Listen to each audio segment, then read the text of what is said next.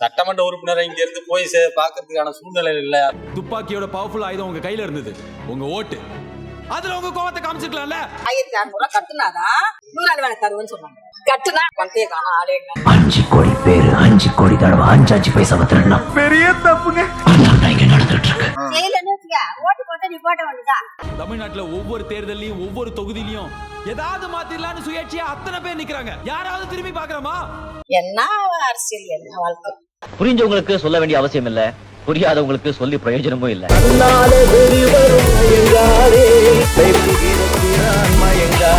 பின்னால தெரிவது அழைக்குவது இருப்பது அவள் நினைத்தே போராடும்.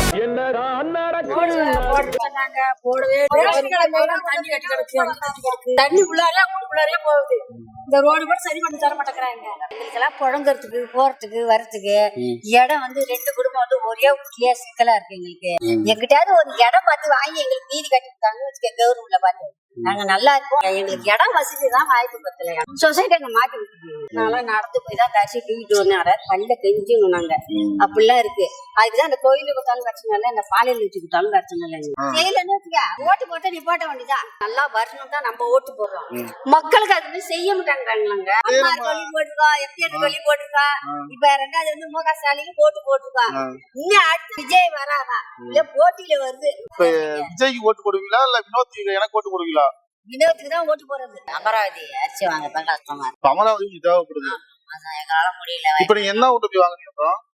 அப்புறம் ரேஷன் தான் இல்ல, ரேஷன் தாங்க போக வேண்டியதா இருக்கு. 2 மணி தூரமா இருக்கு. நாங்க ஜெயிச்சு வந்து கையெழுத்து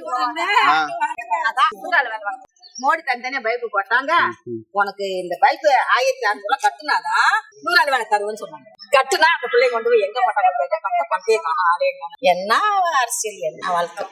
நீங்க மட்டும் இந்த உலகத்துல என்ன வாழ்ந்துட்டு போறீங்க? எங்களுக்கு சந்தோஷம் இல்லாம போய் காட்டுங்க யாரு என்ன. நாங்கெல்லாம் எவ்வளவு கஷ்டப்பட்டோம் அந்த ஊர்ல கிராமத்துல. இந்த ரோடு போட்டு தரல, இந்த அமராவதி கழுத நீ மட்டும் நடந்து ஓடி போ. ஏழைங்க எல்லாம் இருக்க. இதுதான் ஒரு வாழ்க்கைய, மனிதனோட வாழ்க்கையா. தண்ணி எல்லாம் வந்து அந்த டயத்துக்கு வரமாட்டேங்குது. இந்த தார் ரோடு எல்லாம் ரொம்ப காலம் போடாதது நான் போராட்டத்துக்கு தார் ரோட்டை போட்டேன். தண்ணி டயத்துக்கு வர்றது கிடையாது. தண்ணிங்கிறது வந்து இன்னைக்கு மனிதனுக்கு இன்றியமையாத ஒரு பொருள்.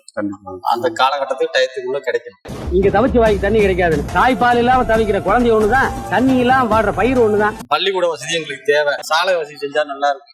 எரியூட்டுற கொட்டகம் இருக்கு, அவங்களுக்கு அந்த கொட்டகம் இல்ல. சட்டமன்ற உறுப்பினரை இங்க இருந்து போய் பாக்குறதுக்கான சூழ்நிலை இல்ல. பொதுமக்கள் குறைய வந்து நேரடியா கேட்கறதுக்கான சட்டமன்ற உறுப்பினரா தெரியல. கட்சிக்காரவங்களை பாக்குறதுக்கு எப்படி இருப்பாங்க நான் சொல்ல தெரியல. சந்திக்கக்கூடிய சட்டமன்ற உறுப்பினரை அவங்க பகுதியில வந்தா ஒரு நல்ல சந்தோஷமான ஒரு சூழ்நிலை மக்கள் ஏத்துப்பாங்க. உடனே பாக்குற மாதிரி ஒரு சட்டமன்ற உறுப்பினரா இருந்தா நல்லா இருக்கும். சரி, கண்டிப்பா அமையும். சப்போர்ட் பண்ணுங்க, பார்த்துக்குவோம். சரிண்ணா.